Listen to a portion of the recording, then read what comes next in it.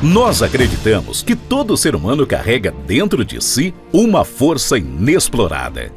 Uma energia que, quando despertada, é capaz de transformar vidas, famílias, empresas e cidades inteiras. A Procnost nasceu para isso. Não apenas oferecer cursos, palestras ou treinamentos. Nós nascemos para despertar essa força, dar nome a esse potencial e conduzir pessoas comuns a resultados extraordinários. Nosso movimento não é sobre aprender por aprender. É sobre transformar conhecimento em vida. É sobre resgatar a confiança, desenvolver a inteligência emocional, fortalecer a liderança e criar ambientes mais saudáveis, onde cada pessoa floresce. Aqui não falamos de clientes, falamos de protagonistas de um novo tempo. A empresa Procnost, que é parceira do Hospital Regional de Gurupi, onde está trazendo esse curso, essa capacitação para todos os servidores, principalmente para nossos coordenadores. Momentos de reciclagem e aprimoramento dos atendimentos dos nossos coordenadores, dos nossos colaboradores, junto a todos os pacientes que são atendidos hoje aqui dentro do Hospital Regional de Gurupi. Profissionais excelentes que trouxeram para nós uma perspectiva sobre a inteligência emocional. Vamos sair daqui mais motivados, mais confiantes e com certeza alcançar resultados melhores na nossa vida pessoal e profissional. Aqui, ninguém é apenas aluno. Cada participante é um pilar de transformação. Alguém que carrega em si a missão de viver sua melhor versão e inspirar outros a fazer o mesmo. Quem entra no movimento Procnost não leva apenas conhecimento técnico. Leva pertencimento, leva missão, leva identidade. Porque aqui, cada voz tem valor, cada história tem força, cada sonho tem espaço para se tornar realidade. Nós somos mais do que uma empresa de desenvolvimento humano. Nós somos um movimento de transformação e pertencimento. E você, que chegou até aqui, não está apenas comprando um curso. Você está assumindo o seu lugar em uma comunidade de pessoas que decidiram fazer da sua vida um legado. Movimento Procnost. Transformando pessoas, fortalecendo líderes, construindo futuros. E você faz parte disso.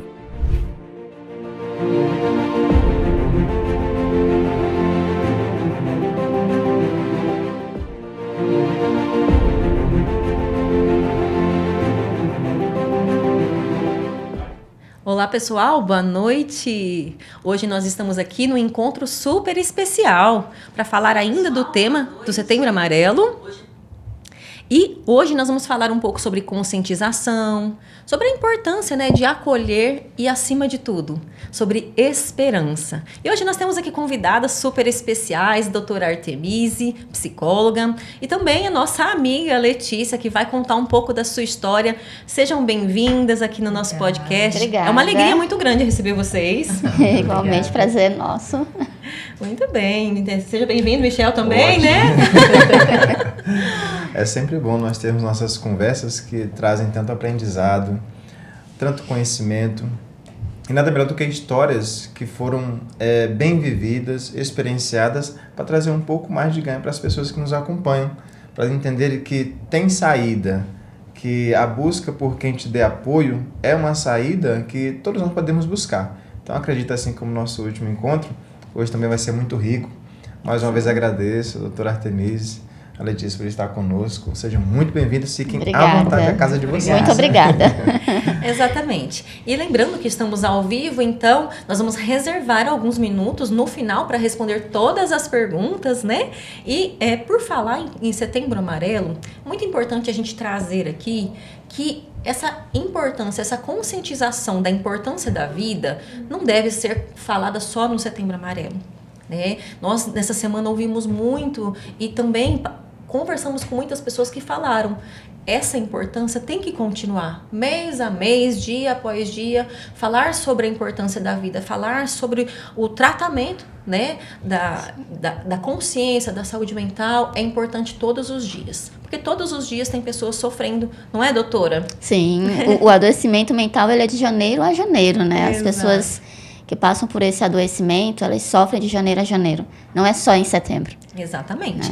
E por falar nisso, Artemisi, nos fale um pouco assim sobre a sua trajetória, sobre como você tem trabalhado esses temas tão importantes e também sobre o Setembro Amarelo. Tá. Tenho 9 anos de trabalhando na área, né?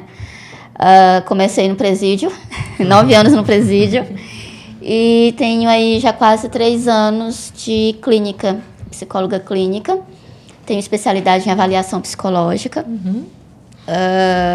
E também em psicologia jurídica, com ênfase em perícia psicológica. Muita coisa, hein? Uma pessoa desse tamanho. Muito bem. E sobre o Setembro Amarelo? Como que tem sido? Eu vi que tem tido muitas atividades na sua agenda, né? A semana toda. Essa semana foi bem corrida, né? Graças a Deus. Mas algo que eu tenho sempre tocado nesse ponto, a importância de que o suicídio ele não existe ali só no setembro. Ele tem que ser trabalhado durante todo o ano, né? Não é à toa que muitas pessoas que quando chega no Setembro Amarelo tem muita crítica, porque vem muito uma questão aí de hipocrisia, né? As mesmas pessoas que ficam lá no Instagram ajudando a falar mal dos outros, com piadas com relação ao CAPS, os memes de CAPS. E aí, quando chega lá no Setembro Amarelo, fica oferecendo ajuda, né? Se posicionando de uma forma, precisando de ajuda, estou aqui. E aí esquece do restante do ano, né? E a prevenção do suicídio, ela não é exatamente aquilo que geralmente a maioria das pessoas pensam. A prevenção do suicídio é poder ofertar àquela pessoa que está em sofrimento uma vida melhor, uma vida que seja desejável viver, uma vida que seja vivível. Se a pessoa está numa situação de adoecimento mental, ao ponto de ela querer tirar a própria vida, é porque ela não encontra nenhuma saída. Todas as possibilidades que ela até então conhecia, ela procurou. E aí, naquele momento, ela não encontra mais saída. E nós, como profissionais, né, e a sociedade também, mas essa responsabilidade não é tanto, não em forma de tratamento, né, óbvio. A forma como a gente pode ajudar essa pessoa não é salvar ela em si da morte, porque isso não é prevenção, mas é ofertar para ela, dentro desse processo, juntamente com ela, encontrar uma forma de viver melhor e menos sofrida. E isso é um dia de cada vez. A prevenção do suicídio não é a longo prazo. É você conseguir ter aquela pessoa naquele dia e você, naquele dia, poder ofertar ela, pelo menos aquele dia, feliz, né? E aí, pensar no outro dia. E é um dia de cada vez. Isso é prevenção ao suicídio. Essa alusão, essa conscientização, na verdade, ela inicia em setembro. Ela deve iniciar, porque realmente é um mês que toca muito. Sim. Né? E dói também. A gente acha que não, mas dói. Para quem passa por sofrimento, é um mês que dói. Então, assim, é um mês que a gente conscientiza e tem que ser trabalhada de outra maneira para que inicie e seja cuidado o resto do ano. Não é isso? Exatamente. Né? Tanto saiu, eu vi no último congresso que eu participei, saiu os últimos números com relação às campanhas do Setembro Amarelo. E não teve nenhum resultado positivo, né? Não que tenha contribuído para o aumento, mas não teve nenhuma eficácia. Né? Ou, pelo contrário, houve um aumento. Então, significa que isso está sendo trabalhado de uma forma errada, diferente daquilo que a gente... né? Que as pessoas estão muito... A questão da injeção de ânimo, que a gente estava conversando agora, tem solução, aquelas frases bonitas, e não é assim. Muitíssimo. É muito fácil, você imagina aí um pai de família que está desempregado, e a única pessoa que tinha ali para sustentar seria ele, e ele não ter o básico ali para sustentar, não tem um alimento para dar para os seus filhos, para sua esposa, e você chegar para eles e dizer, isso tem solução, calma, isso vai passar, se você não levar né? Exato. Exatamente. E o suicídio ele é multifatorial. Ele é psicológico, ele é social, ele está em todas as camadas. Então, não me garante que eu, como psicóloga, eu trato ele aqui no sentido de um adoecimento mental, mas e as outras camadas, se ele não tiver apoio? Exato. Né? Então, assim, é um tema que é muito minucioso, muito cuidadoso para a gente trabalhar. Não é só ir lá na internet e republicar, colocar uma frasezinha bonitinha e achar que, eu estou ali ajudando uma pessoa. Eu lembro que há algum tempo atrás, né, existiam programas do próprio SUS que eu acho que em algum momento também ele já decaiu, né, não seguiu à frente, que era exatamente sobre a saúde mental. Esse programa ele teria muita eficácia, porque ele era multiprofissional.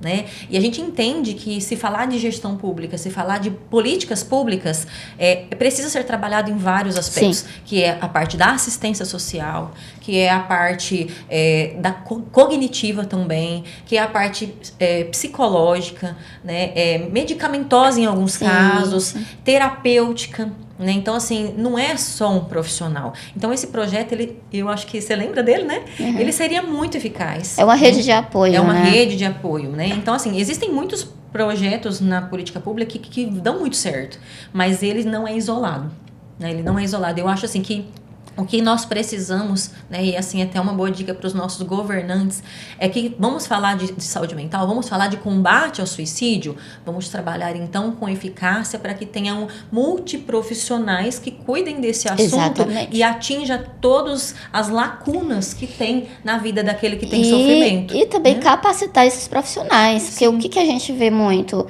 Tem muito preconceito até dentro dos próprios órgãos.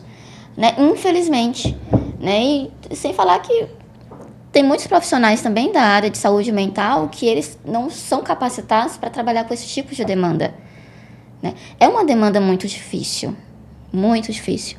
Então, assim, ofertar, né, a ajuda, mas também capacitar esses profissionais que vão estar ali na frente, na linha de frente, para poder conseguir ajudar de fato essas pessoas. Exatamente. Isso mesmo. O que a gente percebe é que essa rede de apoio, ela precisa funcionar. Sim. E precisa de atenção, né, sobretudo das políticas, administração, gestão, em todas as esferas. Até conversava com a Letícia quando nós vimos, sobre as esferas e as suas responsabilidades, que demandam o interesse coletivo das pessoas. E isso é o interesse da sociedade. Sim. Que as pessoas lutem contra esse adoecimento mental que tanto atinge a sociedade, e a doutora há tanto tempo já tem atendido, tem passado também por vários atendimentos que deram certo, pessoas que, graças a Deus, se livraram talvez de um pensamento, e são essas histórias que nos movem, que alimentam a nossa fé, a nossa esperança, né? E eu acho que por isso hoje, de modo muito, muito bom, e nós agradecemos mais uma vez a Letícia por estar conosco, por trazer um pouco da sua história, que a cada história contada de superação nos traz, repito, esperança, alimenta mais a nossa fé, nos coloca ainda mais de pé para nos ajudar e ajudar os outros também que estarão também na mesma situação. Sim. A doutora, quando fala sobre que a sociedade às vezes não entende, realmente, a sociedade às vezes só entende quando bate na porta dela. Exatamente. Quando bate na porta dela, ou na nossa porta, que nós estamos também inseridos ali na sociedade, nós vimos o quanto isso é importante falar sobre esse assunto. O quanto nós precisamos também dar atenção para esse assunto. E hoje eu queria até que a Letícia, que tem uma história muito bonita de superação, que traz consigo esse modo, as estratégias que ela teve, acompanhamento que ela teve, que ela transmita para a gente também e nos dê também mais um pouco de esperança que é possível, né, Letícia? É possível. É possível. Fala um pouco sobre você, quem é a Letícia hoje, como era a Letícia antes e como ela hoje é a Letícia pra gente. Então, eu estava até contando pra Vanessa, né, que a conversa que a gente teve, os primeiros sintomas de depressão, eles apareceram pra mim logo após o parto da minha primeira filha, né? Só que eu não consegui de imediato identificar a depressão, porque muito se falava que a depressão era como se fosse a rejeição do filho, né? Só que eu não tive em mim, né? A doutora tá aqui, eu acredito que cada pessoa tem um tipo de reação. Em mim não foi, eu não, hora nenhuma eu cheguei a rejeitar a minha filha, muito pelo contrário. Eu criei uma super proteção, que eu dava conta de tudo, era eu e eu. E aí isso causou um desgaste, né? E aí, assim, foi um período, nem eu me reconhecia, eu não sabia mais. E não é muito falar. Hoje em dia, conversando com várias mulheres, eu já vejo que muito se fala a questão do pós, né? Os sentimentos, as sensações que as mulheres sentem. Eu não tive acesso a essa informação.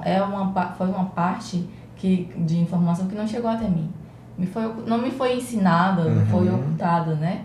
Então, eu meio que aprendi sozinha e eu não consegui identificar que aquilo era o início de uma depressão. Então, logo após eu engravidei já também, a minha filha tinha de 5 para 6 meses, a minha segunda filha. E aí, no decorrer da gravidez da segunda filha, foi quando a situação se agravou, porque eu já não era mais eu, né?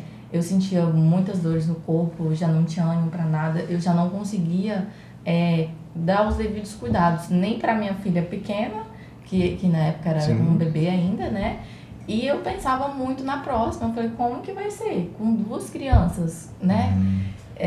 E aí a situação agravou muito, e a sensação de vulnerabilidade foi uma coisa que pegou muito para mim. Porque eu pensava ser incapaz, não é nem vulnerável a palavra, é incapacidade. Eu falava, não sou capaz, eu não vou conseguir, eu não vou dar conta de cuidar de 2 filhas. Essas crianças não me merecem como mãe, elas merecem uma mãe melhor. Sentimento de impotência. Isso, exatamente. Mas essas crianças merecem uma mãe melhor, eu não sou uma boa mãe. Eu não sou uma boa mãe nem pra essa, imagina quando eu tiver 2, como que vai ser, sabe? E esses pensamentos foram me corroendo, assim, a ponto de eu chegar a praticamente todos os dias, sabe, de fato concluir o pensamento ruim. A palavra suicídio para mim eu acho um pouco pesada. Né, para mim, mas eu costumo falar pensamentos ruins. Quando eu falo isso, eu estou me referindo ao suicídio. E eu pensava de fato executar, sabe? Quando a barriga ainda era pequena, eu falava, não, a bebê não vai lembrar de mim. Ao todo tempo eu me anulava, sabe? Eu falava, não, a bebê não vai lembrar de mim, então eu posso executar. Meio que se justificando uma possível ação. Exatamente. E aí, só que conforme faltava, não era que faltava uma coragem, é porque eu passava muito tempo sozinha, e aí eu lembro de, na época, ter o pensamento, como que eu vou deixar essa criança aqui sozinha? Se não chegar ninguém, como é que vai ser? Aí vai ser pior pra mim, né? Acabou sendo um motivo também, uma força para você. E aí toda vez acabou que acontecia algo e não dava para de fato executar. Você planejava? Eu planejava, fazia todas as coisas. Eu tinha um hiperfoco com cordas, eu não sei se vai parecer pesado as pessoas falar isso, mas pode ficar à vontade. Mas enfim, eu tinha um hiperfoco por cordas e eu queria, não que eu queria, mas a solução, a saída, tinha uma forma como eu queria executar aquilo, né? E só que conforme a barriga foi crescendo, eu falei, não, agora eu tenho que esperar, porque já tá grande, já tá formada, já tá... E aí eu fui postergando aquilo, e assim, embora o meu comportamento tivesse mudado completamente, eu já não fosse a mesma pessoa, eu não cheguei a falar pra ninguém, falar, olha, eu preciso de ajuda, eu preciso achar uma saída, eu não tô dando conta, eu não tô conseguindo raciocinar, não tô conseguindo viver, eu só penso em certa ação. Eu não falei, eu demorei muito a comunicar, a pedir ajuda, e às vezes, por o pensamento julgativo que a gente tem, mania de julgar, se ouvir falando, eu falo assim, mas e a família? Ninguém fez nada? São sinais muito sutis, na verdade. Isso. Né? E esse período também é muito difícil para quem está acompanhando alguém com depressão. Não é fácil você ser um cônjuge, ou uma mãe, ou um filho, né? Alguém próximo acompanhar. Não é fácil você vê a pessoa ali, você sabe que tá diferente, mas e como que você vai agir? Como é que você vai fazer? As pessoas tinham vergonha de perguntar se você estava mal, se tinha alguma coisa? Eu acredito que sim. É porque eu acho que é uma situação muito confusa, né? A doutora, eu acho que ela pode falar sobre isso. Quando a Letícia fala, as pessoas talvez não... quando você fala assim, pode falar assim? Pode, sabe por quê? O que eu penso, doutora, é que se alguém estiver passando por pensamentos intrusos, não sei como no termo técnico da psicologia, mas pensamentos estiver rodeando a pessoa, talvez esteja rodeando alguém neste momento, ela não saiba, e isso seja um sinal para ela procurar ajuda. Ou de cônjuge, ou de amigo, ou professor, mas em muito caso na juventude, na adolescência. Mas isso que você colocou, que bom que você traz essa palavra de superação e demonstra que esses pensamentos eles não são tão bons, tão normais como a gente pensa. Eles estavam te levando para um caminho de planejar algo e tudo, né? Eu até aproveito essa colocação e peço para a doutora também falar um pouco sobre como a família ela conseguiria, no caso, perceber isso e procurar, talvez, oferecer uma ajuda. No caso dela, que percebeu algo, mas sabia que os sinais que ela estava dando, talvez não era um sinal muito perceptível. Talvez ela quis depois demonstrar isso e acabou falando, né? Trazendo um pouco ali. Como é que a família poderia entender isso, doutora? Primeiramente, quando se trata de pessoas próximas, de família, é muito difícil perceber esses sinais. Não é à toa que quando acontece algo nesse sentido, né? Geralmente as pessoas sempre perguntam, a família não percebeu, os amigos e tal. Porque você imagina o seguinte, uma pessoa que você convive com ela ali o tempo todo, você sabe que ela não está bem, que o comportamento dela há algum tempo tem mudado, mas jamais passa pela cabeça de que ela vai, né? Isso tem muito a ver com vínculo, né? Jamais passa pela cabeça que a minha filha, ou meu filho, ou alguém próximo vai cometer isso, vai cometer o suicídio. Mas uma das coisas é conversar, é estar aberto. E quando eu falo estar aberto, é estar aberto de fato, escutar de fato, estar ali disponível para escutar. Porque geralmente a maioria das pessoas, quando vão sentar com alguém, perguntar o que está acontecendo. Você mudou, você está diferente, ou observei que você está triste. Aí quando a pessoa começa a falar, aí o outro já atropela, né? Não, mas a gente pode fazer isso, você pode fazer aquilo e tal, e vamos tentar. Não, é escutar. Você escutar, entregar totalmente os seus ouvidos para aquela pessoa falar o que ela tem de falar. Aquela pessoa terminou de falar, aí você pergunta, o que eu posso fazer para te ajudar? O que eu poderia fazer para que esse seu sofrimento pudesse diminuir? E aí o outro vai falar, né? Pode acontecer do outro também não saber o que pode ser feito para mudar aquilo ali. Eu não posso te ajudar como pessoa, eu posso te dar o meu apoio. Vamos procurar um profissional de saúde. Essa é a forma correta. Por quê? Porque geralmente as pessoas que são leigas e que estão dispostas a ajudar, elas querem pegar isso para elas. Querem ajudar a qualquer custo. Só que, volto lá no início, tem muitos profissionais que não conseguem receber esse tipo de demanda, porque é uma situação muito pesada, é uma responsabilidade muito grande. Você imagina para alguém que não é. Exato, entendeu?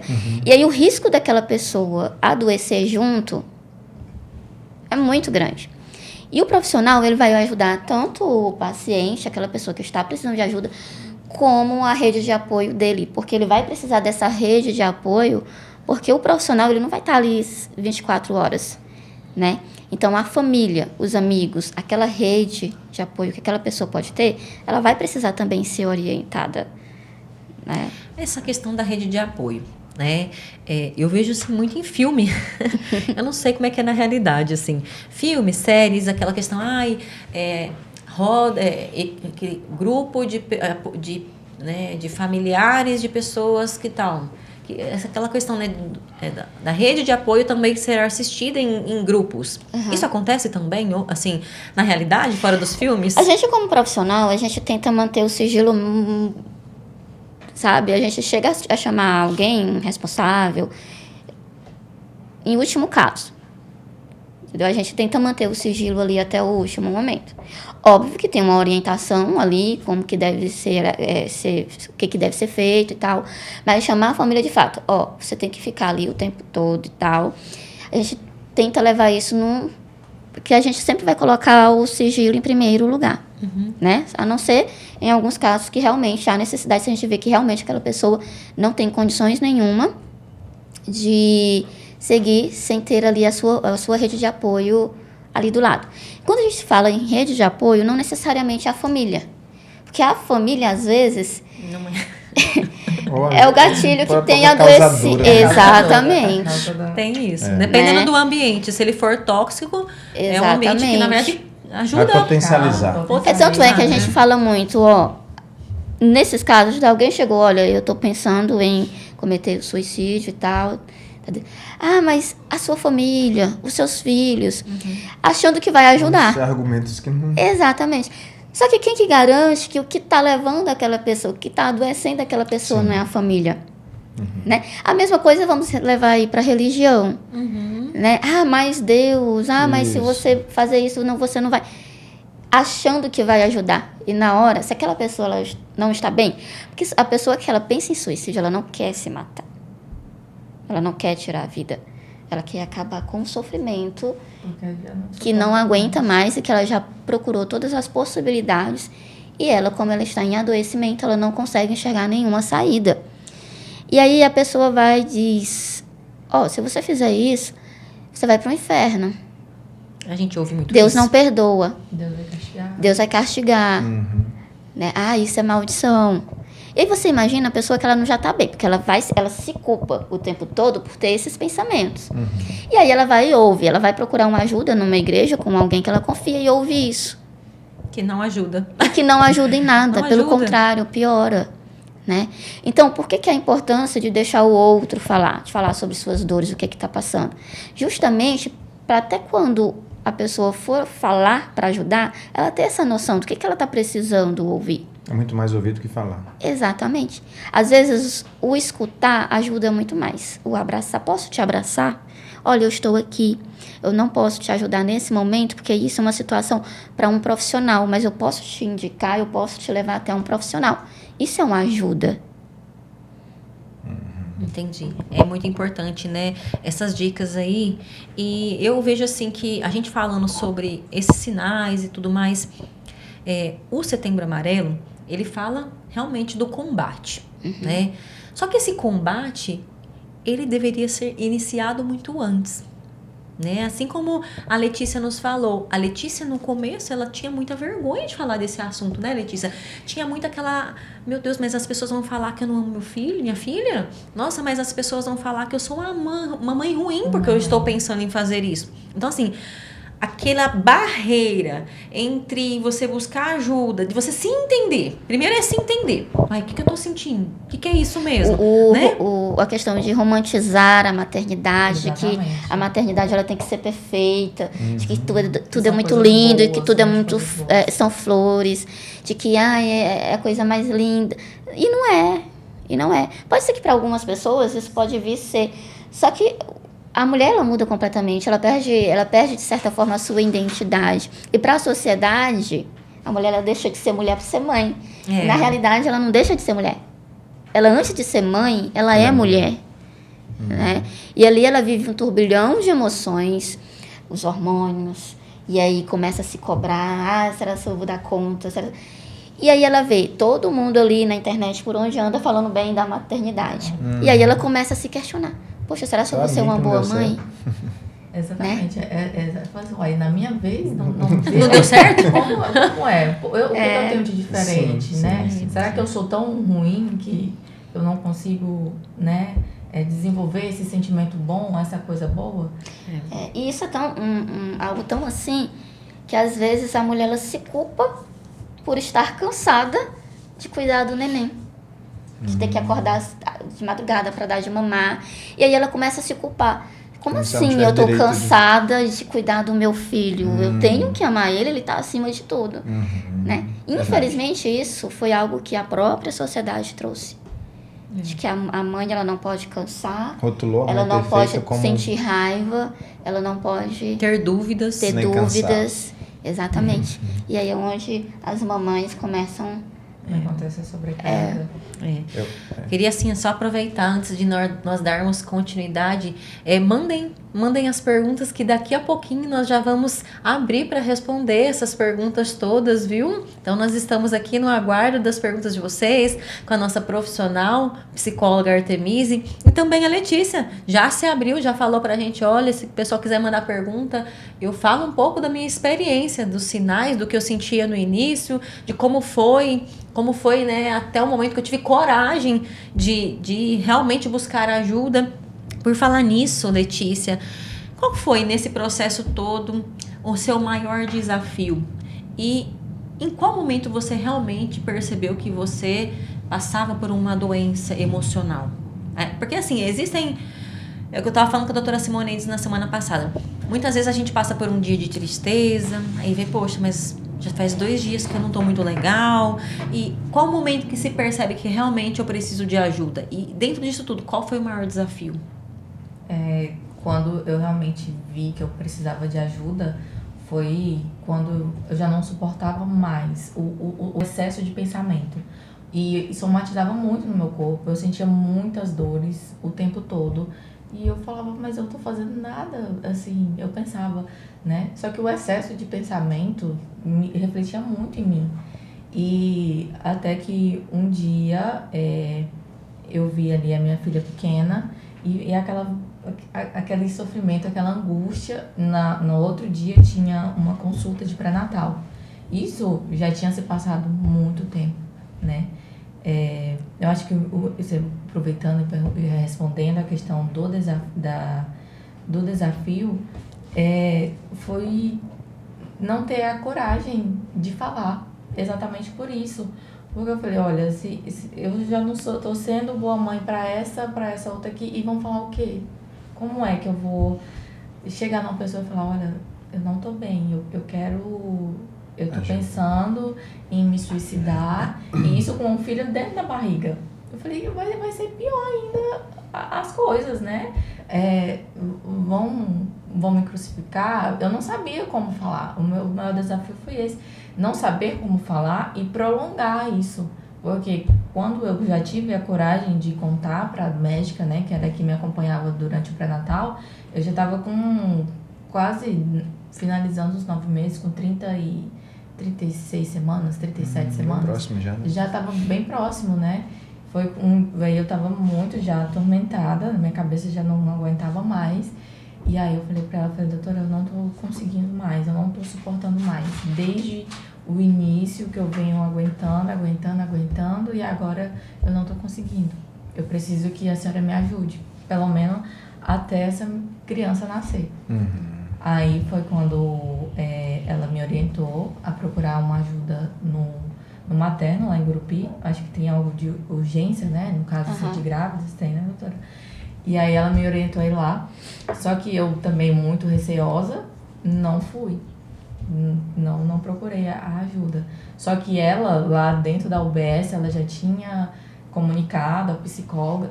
Tanto que 3 dias depois do meu parto, acho que coincidiu da psicóloga me ligar para já começar o tratamento com a terapia, né?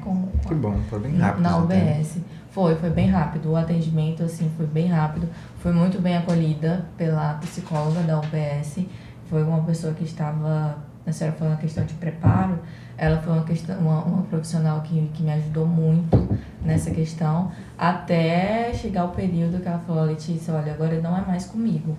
Eu já não consigo mais te ajudar. Então agora a gente vai partir para a psiquiatria. E foi quando ela me orientou a começar o tratamento com o psiquiatra.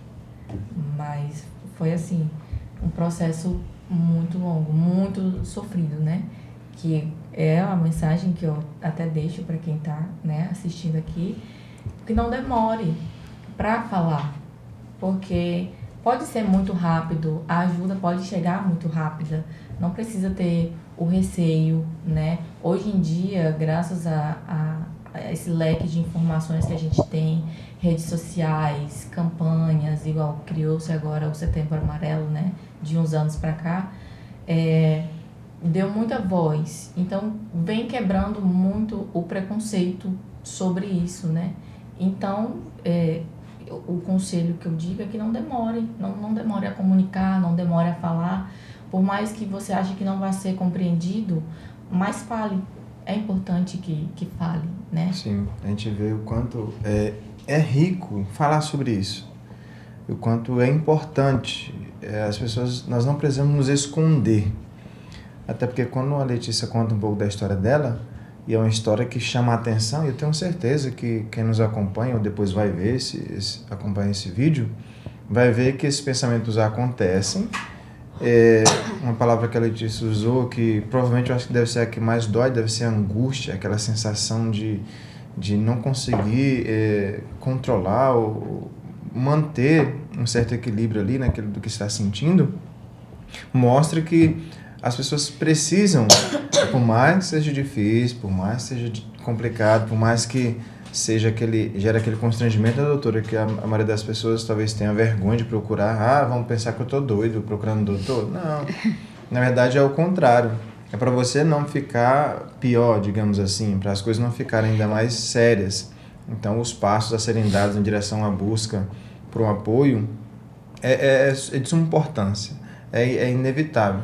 Quando a doutora fala que talvez seja uma barreira que impeça com que essas campanhas tenham mais efetividade, seja uma das coisas, talvez seja isso, o medo de ser julgado, de ser condenado. Mas você é uma pessoa tão bem, tão forte, está passando por isso. Então quer dizer o quê? Que as pessoas fortes, pessoas felizes, pessoas bem-sucedidas, elas também são acometidas com esse tipo de pensamento. Não é isso, doutora? Exatamente. E o que a gente vê muito hoje em dia nas redes sociais, né? Parece que ficou proibido e virou crime a gente aceitar nossas emoções. E aí as pessoas acostumaram o quê? Eu tô triste, vou ali pra festa, né? Vou beber, porque não posso ficar triste, porque senão se as pessoas me verem tristes, vão achar que eu sou fraco, E aí existe uma cobrança muito grande da sociedade com relação a isso. Você não pode ficar triste, você não pode chorar. Só que quando a gente guarda as emoções pra gente, né? De alguma forma aquilo vai sair, né? Sim. Não tem como. E aí, geralmente, se a gente guarda, se a gente não fala, sai no corpo, Exato. em forma de doença, né? E nós nascemos, gente, cheios de emoções. Nós já nascemos com ela, né? Então, é normal a gente ficarmos tristes se nós passamos por uma situação difícil. É normal, às vezes, a gente estar ansioso, dependendo da situação, né? É normal a gente estar alegre, é normal a gente ter medo. Isso faz parte da nossa condição humana. E a gente precisa aceitar isso. Não tem como eu tratar algo se eu não aceito que eu tenho aquilo, né? Exato. Eu só tem como eu buscar ajuda se eu sei que eu preciso de ajuda, né? Enquanto eu não aceito, como que eu vou procurar? Exato. Né? Então, assim, de início, primeiro, não lutar contra essas emoções. E observar. Tem muito tempo, é algo que você está muito tempo ali sofrendo, que você vê que você não está evoluindo, pelo contrário, você está ficando mais triste, a coisa está piorando. Está prejudicando, Está né, prejudicando. doutora? Aí sim, procura ajuda e tal. Tá com vergonha de chegar em alguém, falar, porque tá com medo de ser julgado, vai em busca de um profissional. Graças a Deus, hoje nós temos profissionais, não tem condições de pagar um particular, nós temos as UBSs, né, os psicólogos que fazem parte da saúde da família. Então, o acesso está muito mais fácil.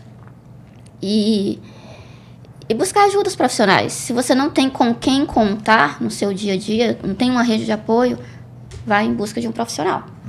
E inclusive, né, queria até parabenizar, né, dentro da saúde da família, nós hoje encontramos ótimos profissionais, tanto psicólogos quanto psiquiatras, né? Aqui mesmo na nossa cidade, nós temos aqui vários profissionais altamente qualificados que cuidam mesmo das pessoas, que têm empatia, que conseguem ouvir, entender e conseguir encaminhar da maneira correta. E temos também o atendimento de psiquiatria. Então, assim, hoje nós estamos muito bem assistidos, assim como em outras cidades, né? A Letícia falou que ela foi muito bem recebida, acolhida, e também houve um tratamento eficaz dentro do SUS na cidade que ela mora, que é Gurupi. Né? Então, assim, hoje nós já contamos com profissionais qualificados na rede, até porque, né, o SUS tem muitas oficinas e capacitações dentro da gestão pública que capacita, né, os profissionais para estarem ali e atenderem, acolherem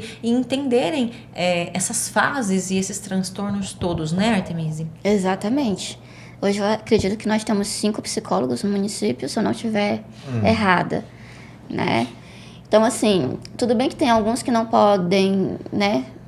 Geralmente a busca por ajuda ali é no postinho de saúde, UBS, mas pelo menos aquele primeiro acolhimento, né? Você pode ir no CRAS, no CREAS, e aí as profissionais de lá vão encaminhar e levar até a UBS, né? Exato, muito bem. Letícia, dentro de tudo que você vivenciou, se você olhar para trás hoje, assim, o que durante todo esse percurso te ajudou a ter forças? Assim, você até falou, né? Quando você estava ali naquela situação no início, você olhava para sua filha ou estava sozinha, não tinha com quem deixar. Mas de tudo que você vivenciou, o que mais te ajudou a ter força, né, para vencer essa situação que você vinha vivenciando? Eu acredito, parece clichê, ao mesmo tempo era o que me causava mais culpa, mas o que também me dava um ânimo era pensar nas minhas filhas, né? Porque ao mesmo tempo que as pessoas... quando eu comuniquei, que eu assumi, né, aceitei e fiz o comunicado lá, busquei ajuda, essa é a melhor forma. Quando eu busquei ajuda, aí as pessoas sempre falam, mas e suas filhas? Você tem que pensar nelas. Só que esse pensar, ao mesmo tempo que para uma pessoa que está adoecida mentalmente, é uma carga muito grande. Eu falo, tá, eu penso, mas é por tanto pensar que eu sei que eu acho que eu não sou capaz, que eu não sou apropriada para estar ali, para acompanhar o crescimento, né? Só que quando a minha filha nasceu, mudou um pouco o cenário na minha mente, né? Eu olhava para duas crianças e eu falava, eu preciso viver isso aqui.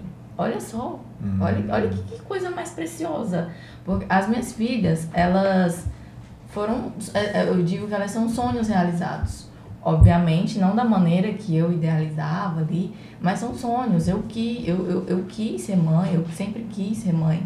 E eu falava, eu mereço viver isso aqui. Elas merecem uma mãe, elas merecem... eu mereço ver elas crescerem. Sim. Eu quis elas, né?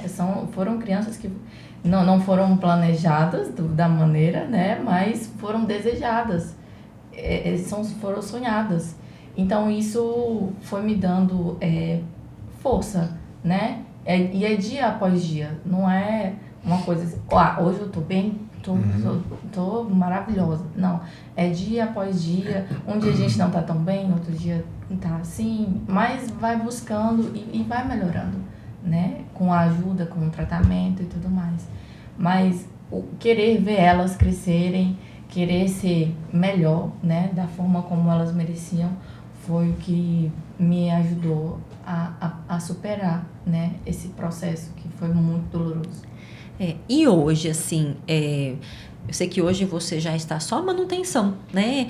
Mas hoje o que te faz, assim, ter mais empolgação, mais vida, mais desejo de viver? Hoje você pratica exercícios, né? Você falou para mim antes aqui que gosta muito de exercício. O que te faz, assim, hoje passar? Porque, como você falou, é o dia após dia. É um processo. Né? É um processo de evolução, né? E é dia após dia. Então, hoje, assim, essa sua manutenção, vamos falar assim, o que te aviva? Hoje, durante esse processo, igual você falou, de evolução, Aconteceu algo muito importante que eu acho que foi o que virou minha chave. Chegar também a hora de eu me reconhecer, entendeu? Me reconhecer como mulher, né? Não só como mãe, mas também como mulher.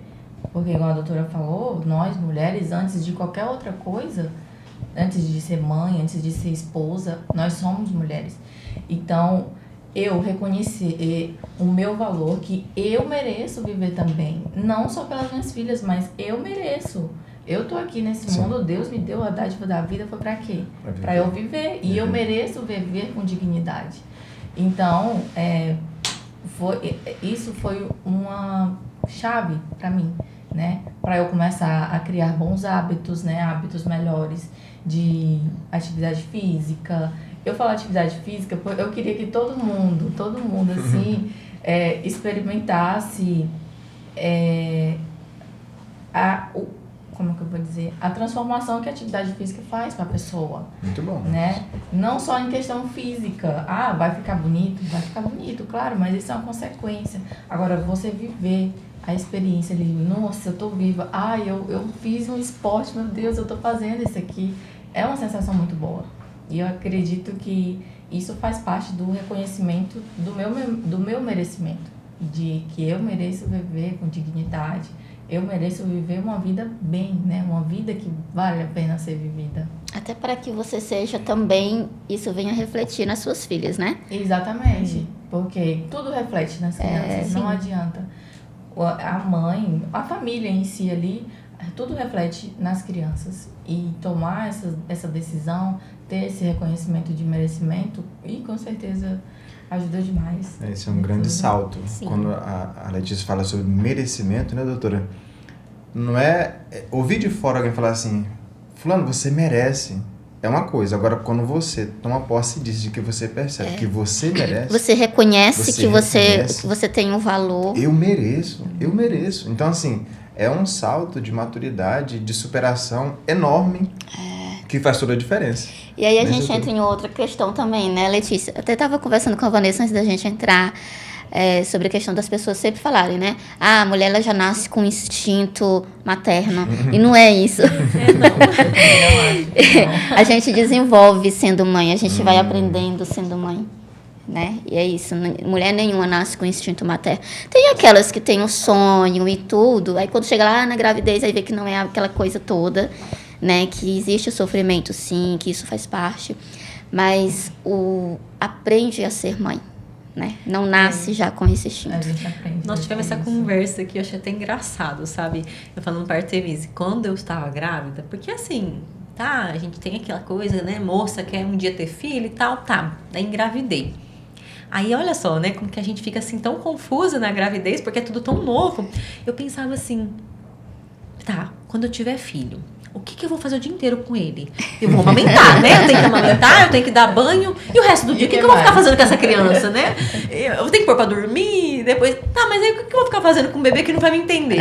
Então, assim, olha, gente, como a gente fica confusa, como mexe com as emoções, como mexe com... E aí, quando a gente, de fato, é mãe, graças a Deus, eu não passei pela situação que a Letícia passou de sofrimento, né, pra mim, tive minhas dificuldades pós-parto, de amamentação e tudo, mas pra mim foi muito bom, né, então assim, eu tive, assim, o Arthur não dormia, tinha cólica, os primeiros meses, aquele peteco todo, né, mas assim, foi muito bom, e aí cada momento do dia era maravilhoso pra mim.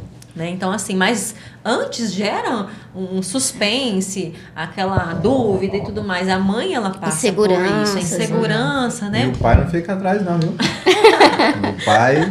o pai não sabe dessas dificuldades, desses detalhes que a mãe passa, mas como nós havíamos falado no último encontro nosso, volta e meia era lá a criança, escutava e estava respirando. Não, tá tudo bem. Todo mundo faz isso, eu acho, com a criança pequena. Escuta se está respirando. Eu acredito, igual, o pai também realmente não ficar atrás, porque um pai presente na família é diferente a maneira dele sentir, mas eu acredito que ele sinta também. Na época que eu estava passando por tudo isso, eu tinha um casamento, né? Eu era casada. E, assim, dava pra ver, às vezes...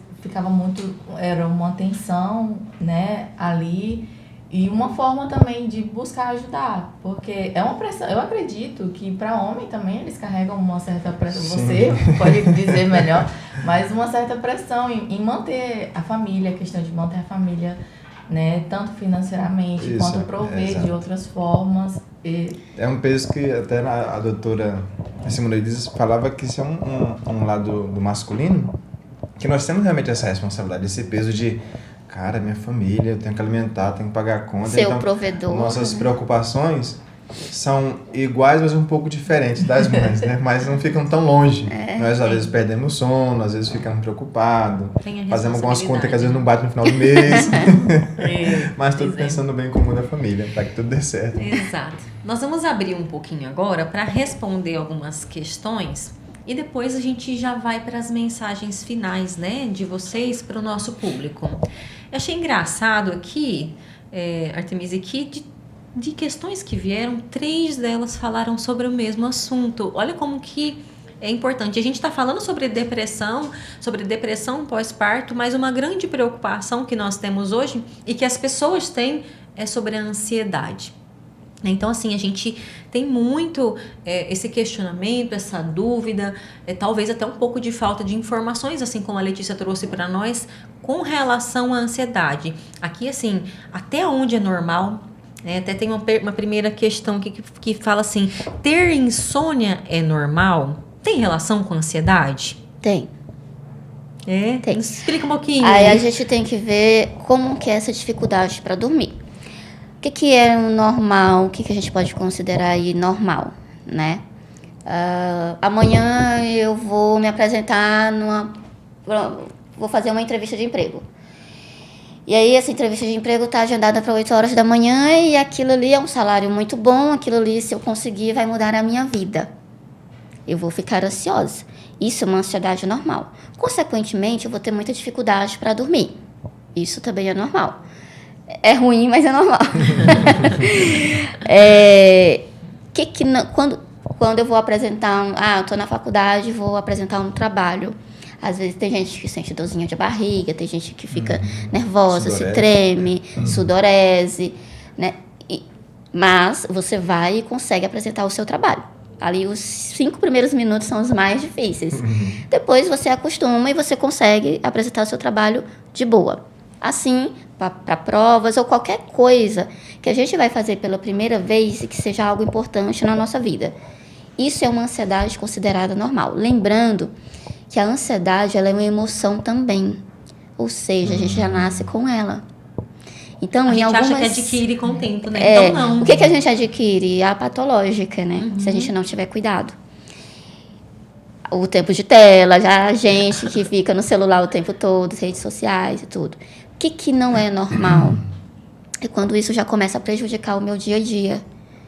Quando eu estou aqui, em uma mesa com vocês, e eu começo... Antes era normal, né? Tipo assim, os primeiros minutos a gente fica meio ansioso, isso é normal e é até bom, né? Porque a gente se preocupa se a gente vai falar bem, com a postura e tudo. Então, a ansiedade, até certo ponto, ela nos ajuda. O que seria patológico? Eu tenho uma entrevista de emprego amanhã e é algo muito importante para mim. Só que aí eu acordo cedo e eu tenho uma crise de ansiedade, ela não me permite ir até o local. E aí o coração acelera, dá taquicardia, começa sudorese, eu tenho que ir no banheiro. E aí aquela sensação de desmaio, falta o ar. Então tudo isso aí já é preocupante. Aí começa a procurar um profissional, buscar ajuda, né? Geralmente, quando é no início, ele não precisa ser medicado.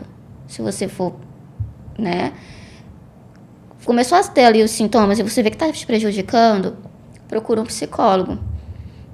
Se você vai no início, às vezes não precisa ser medicado. Terapia já ajuda, mudança de rotina, de ambiente ali, ter que ajustar algumas coisas já ajuda bastante. Agora, óbvio que se tiver já entrando aí em ataques de pânico, um transtorno de pânico, aí sim, aí a gente encaminha, né, para um profissional para já ser medicado. Porque daí, se já tiver muito avançado, já tiver tipo umas crises de ansiedade muito grande, ou uns ataques de pânico, até para fazer a terapia fica difícil. Porque o paciente ele não vai conseguir se concentrar ali. Vai ser difícil para o psicólogo conseguir manejar. Então, tem que entrar com a medicação, estabilizar para a gente conseguir trabalhar. Mas se buscar ajuda no início, geralmente não precisa da medicação. Geralmente. Não se agrava, né? Exatamente. Com isso, ela respondeu mais 2 perguntas. Porque a outra falava aqui, até que ponto é normal, né? E se a gente deve se preocupar com a ansiedade. Então, a senhora já respondeu. Inclusive, é bom a senhora ter tocado no assunto, que daí gerou um outro questionamento que eu até estava conversando com uma pessoa esses dias. A senhora estava falando, nos primeiros 5 minutos aqui da entrevista é normal, né? Tremer, a voz fica trêmula e tal, tal. Mas e aí? Vamos supor que num cotidiano de uma pessoa, ela trabalha, por exemplo, com reuniões semanais com o seu cliente, apresentação do seu projeto semanais, e isso começa a se tornar recorrente, tanto as insônias quanto os nervosismos, já não consegui raciocinar, eu começar a ficar com a minha cabeça pesada, porque aquele trabalho ele é recorrente e eu não consigo relaxar com o passar do tempo. Aí o que eu faço? Eu procuro terapia? Aí procura terapia. E Procura aí, ajuda. Entendi. Aí, porque assim, também é uma questão de tabu, né? Tem que entender que é necessário. Sim. E às vezes as pessoas têm medo, mas eu vou chegar lá, vou ter que tomar remédio. Nem sempre, então. Eu então. sempre falo o seguinte, é muito mais fácil, tanto para o paciente como para nós profissionais, quando é no início. Porque quando é no início, às vezes nem precisa afastar aquela pessoa do serviço, não precisa, entendeu? Dá de trabalhar, é muito mais fácil, o tempo do tratamento é mais curto. Então, assim, quando é no início, tudo fica muito mais fácil, mais prático, né? O tratamento é muito mais fácil, até a questão da medicação, né? E aí você espera chegar no seu limite ou ultrapassar ele, que acontece também, né? Para ir buscar ajuda, e às vezes precisa ficar um tempo maior afastado do serviço. A terapia precisa ser... Aí precisa encaminhar para o psiquiatra, as medicações, às vezes pode ser até mais fortes. Então, assim, acredito até que em qualquer tratamento, né? Tudo que é no início fica muito mais fácil. Não permitir chegar eu não aguento mais. É um ponto que e já está te prejudicando. Às vezes também já busca tratamento que já está prejudicando no serviço. O chefe não compreende, não sabe o que é que está acontecendo, aí acha que é preguiça, né? Acha que é irresponsabilidade. E aí a pessoa fica empurrando, com vergonha de chegar e falar, ou tá com vergonha, vai diretamente no profissional. Né? A gente tá aqui para isso. Exato. É porque muito se fala de depressão, dos sintomas de depressão, né? Até atestados por conta de depressão. Sim. Mas de ansiedade a gente fala pouco.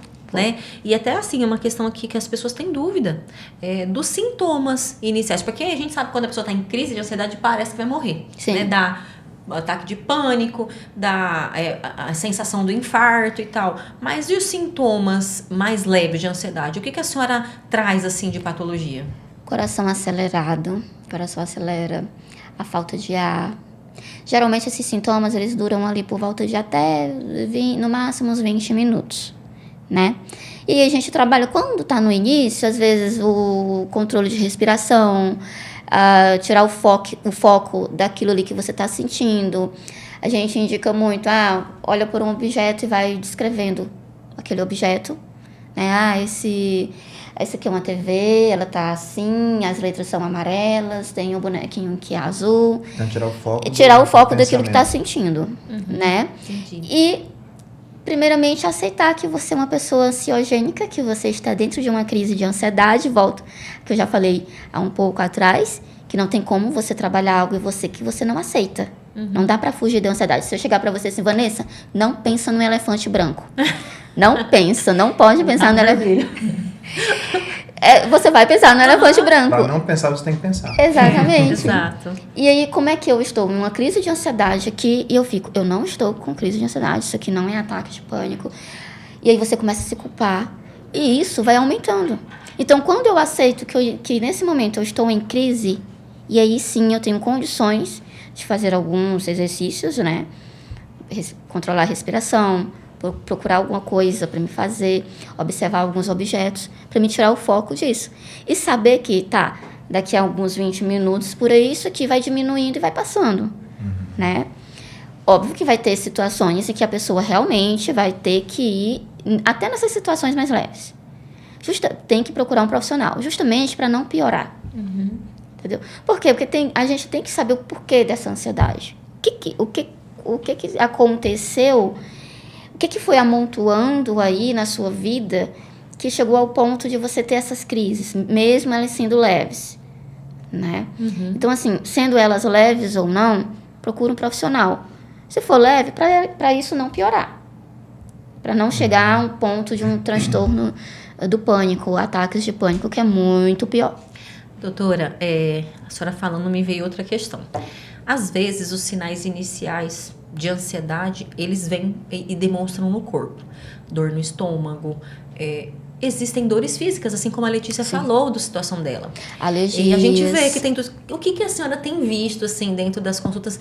Às vezes as pessoas vão no médico, porque eu tô achando que eu tô com dor no estômago, eu tô achando que eu tô com dor nos músculos. O que a senhora vê, assim, que a pessoa tem que preocupar? Se fez um exame e não deu, preocupar que às vezes é algo relacionado à ansiedade. Geralmente, quando chega paciente para mim e aí ele vem com muita queixa, o que é que eu indico? Procura um médico e peça para ele exames das vitaminas, tireoide, check-up. Por quê? Porque às vezes não é uma questão mental, não é um adoecimento mental, não é um transtorno. Às vezes é a vitamina, algumas vitaminas que são importantes. Biológica. Exatamente.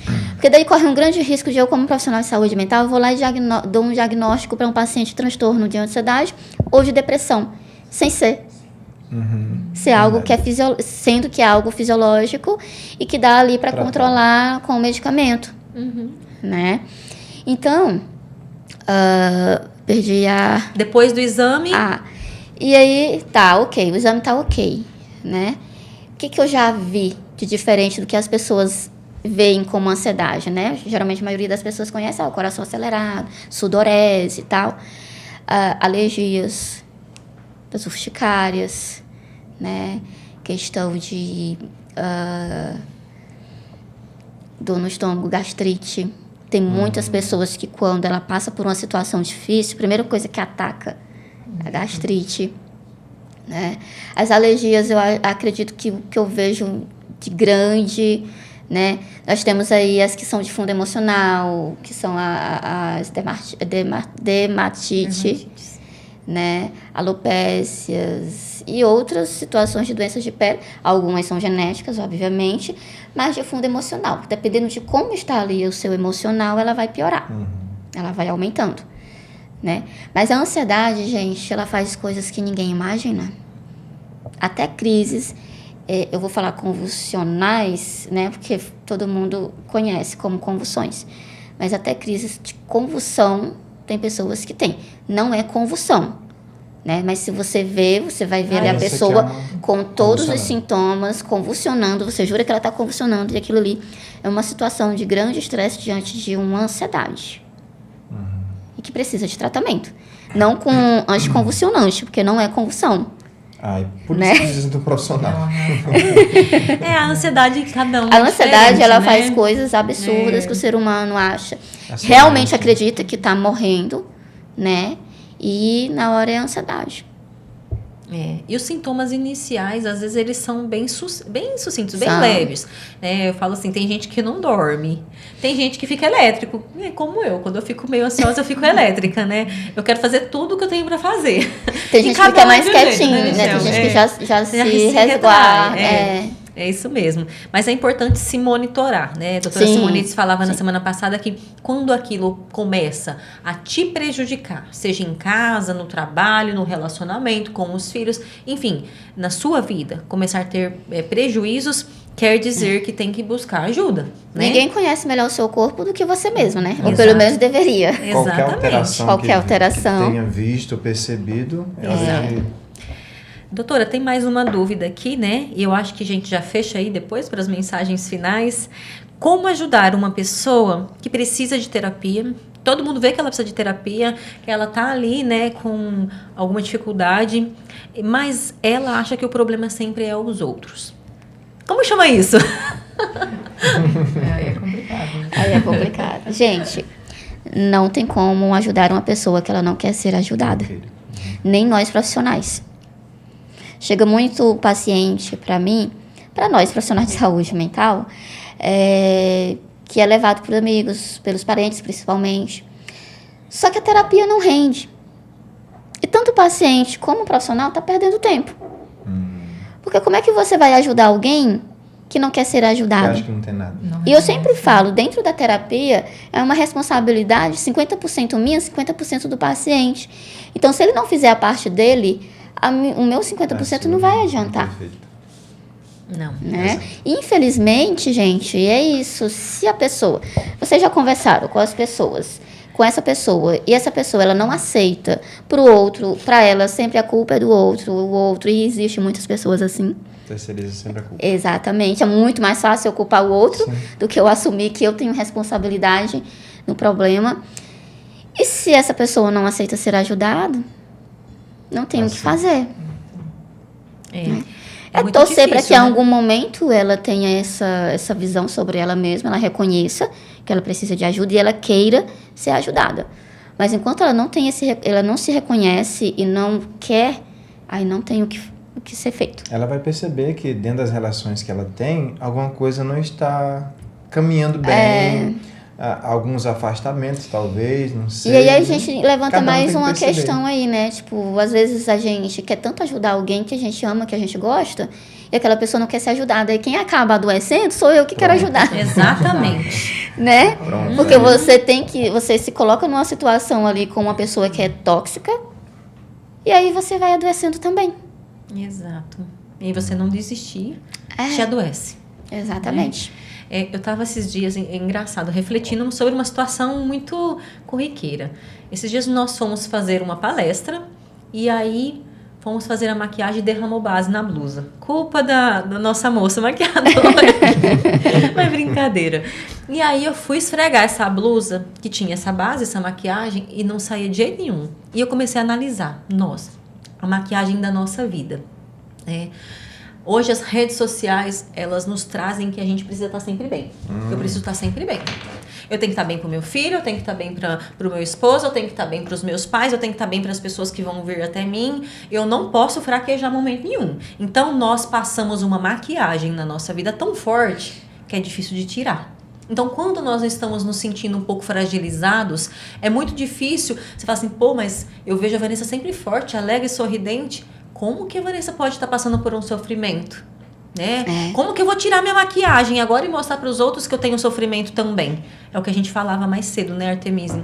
Então, assim, aquela reflexão de lavar aquela maquiagem que demorou demais para sair, 3 dias lavando uma blusa, me levou a pensar sobre a vida, sobre o Setembro Amarelo e sobre o quanto nós passamos de maquiagem na nossa vida para poder atender a necessidade de outras pessoas e ficar bonitos diante da sociedade, diante das redes sociais, diante das pessoas da nossa família.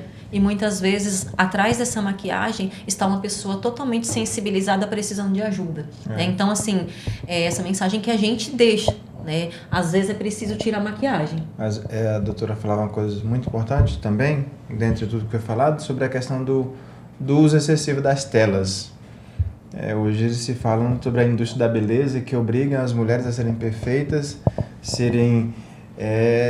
perfeitas a ponto de transmitirem a perfeição que não podem. Não tem direito de errar, não tem direito de cair, de enfraquejar, de entristecer. Então, como diz Bruna Marquezine, não tem o direito de ser feia dentro de casa. Dentro de casa? Acaba obrigando até a parte também estética da coisa. Sim. Né? Em vários pontos. Assim, é uma manga que se abre para muitos assuntos. Eu acredito que também acaba influenciando ali também no seu, como a Letícia falou, uma palavra que eu acho que fica muito marcada, é quando se percebe o auto-merecimento. Eu mereço. Eu também mereço ser feliz. Eu mereço ser feliz e fazer as minhas filhas felizes. Elas precisam de mim. Então, um grande salto de maturidade e de aprendizado, não somente para quem está nos vendo, mas ela potencializou isso de, realmente, eu estou num processo e a cada dia estou melhor do que antes. por perceber isso, o auto-merecimento, né? E hoje a gente vê Letícia aqui, depois de passar por essas 2 maternidades, de passar por uma depressão pós-parto que prolongou muito tempo devido a essas 2 gestações, né? Que passou anos, né, em tratamento, em busca de evolução, mas que hoje está aqui tão linda, tão avivada, né?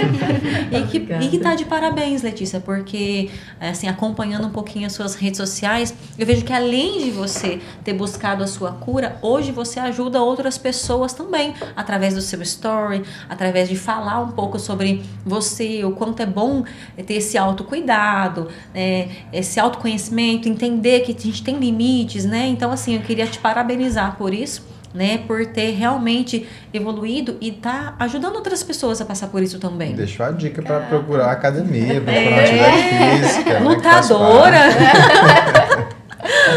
Parabéns! Né? E aí, assim, aproveitando essa deixa, para que você possa falar um pouquinho, né, para quem está ouvindo, que aí não é o fim. Né? Como que deixa essa mensagem para as pessoas que passam por qualquer tipo de sofrimento? Como a Vanessa falou, não é o fim. Às vezes a gente fica tão perdido, né, no turbilhão de emoções, de sensações, de pensamentos, né, porque são muitos pensamentos que a gente não sabe nem discernir muito bem. E não é o fim, por mais que a gente não consiga ouvir, né, ter sempre a questão do reconhecimento, como a doutora falou. Primeiramente, você tem que reconhecer. Não tenha vergonha nem de si mesmo, porque o maior julgador, primeiramente, somos nós mesmos. Verdade. Porque eu falo, a minha vida tá boa, eu tenho uma família, minhas filhas, mas eu tô assim por quê? Né? Então, parar de se julgar e começar a se aceitar. Olha, não tô bem. Hoje já tem um período que tá assim, então eu preciso buscar ajuda, né? Eu já falei anteriormente, falo agora, fale, busque falar, né? Se não quiser falar, não tiver alguém, não tiver uma rede de apoio, busque uma OBS, busque um profissional, né? Eu acredito que qualquer profissional que você chegar primeiramente vai te dar uma orientação, um direcionamento. Então não espere muito tempo. Eu esperei muito tempo. Eu passei por uma gestação inteira guardando isso, né? E se eu tivesse aceitado e falado, o sofrimento teria sido menor, os danos também teriam sido menor. Então, se aceite, não se julgue, né?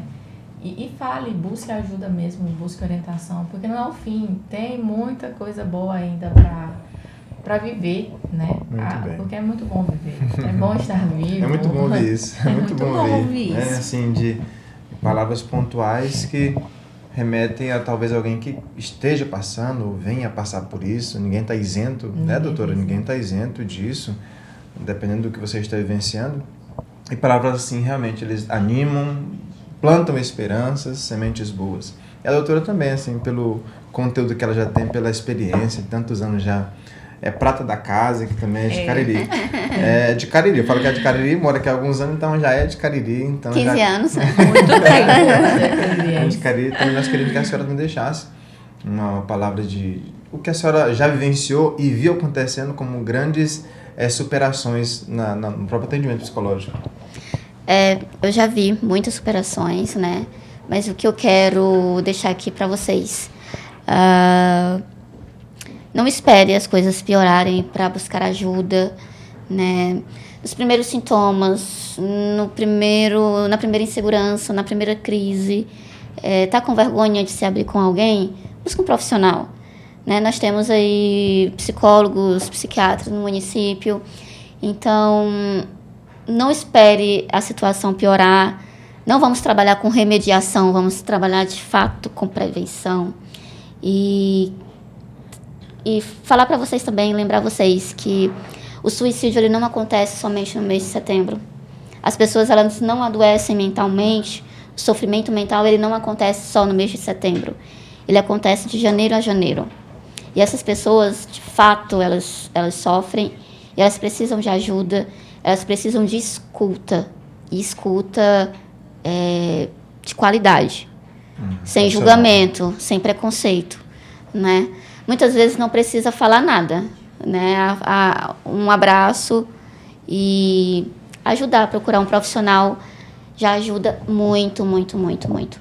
Então, sejam empáticos, vamos ter cuidado com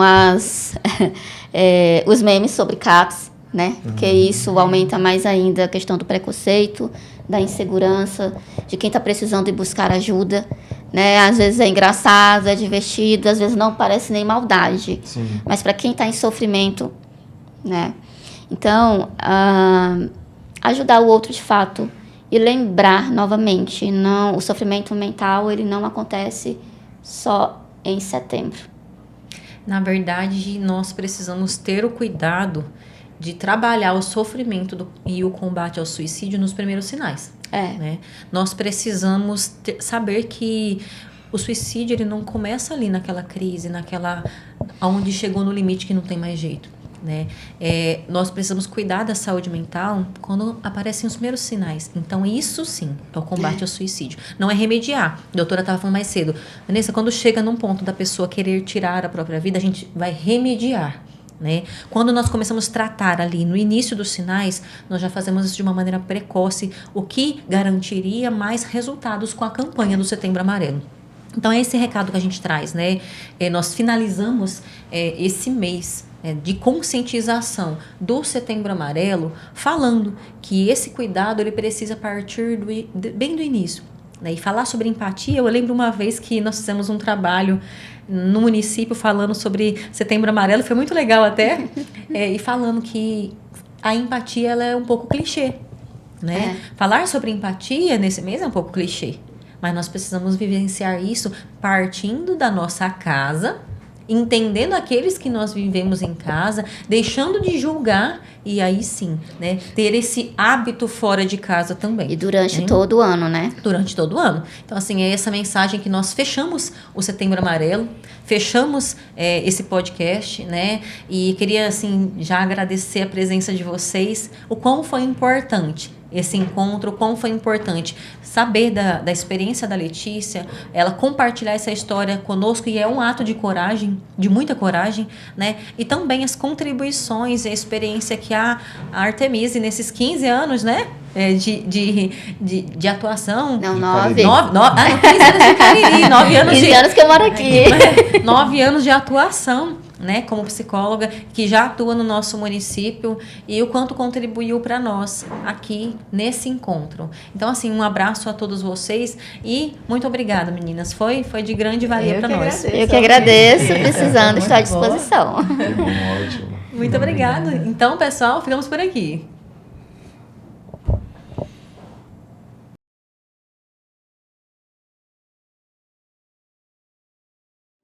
Nós acreditamos que todo ser humano carrega dentro de si uma força inexplorada.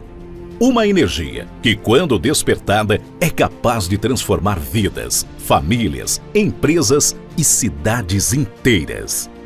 A Procnost nasceu para isso. Não apenas oferecer cursos, palestras ou treinamentos. Nós nascemos para despertar essa força, dar nome a esse potencial e conduzir pessoas comuns a resultados extraordinários. Nosso movimento não é sobre aprender por aprender, é sobre transformar conhecimento em vida. É sobre resgatar a confiança, desenvolver a inteligência emocional, fortalecer a liderança e criar ambientes mais saudáveis, onde cada pessoa floresce. Aqui, não falamos de clientes, falamos de protagonistas de um novo tempo.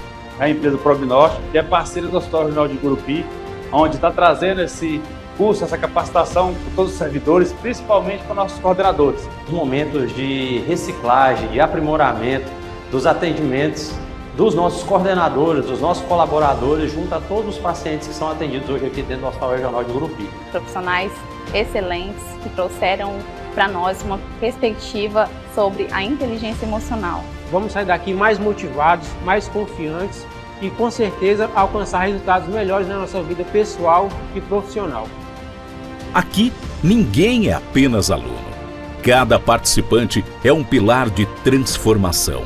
Alguém que carrega em si a missão de viver sua melhor versão e inspirar outros a fazer o mesmo. Quem entra no movimento Procnost não leva apenas conhecimento técnico, leva pertencimento, leva missão, leva identidade.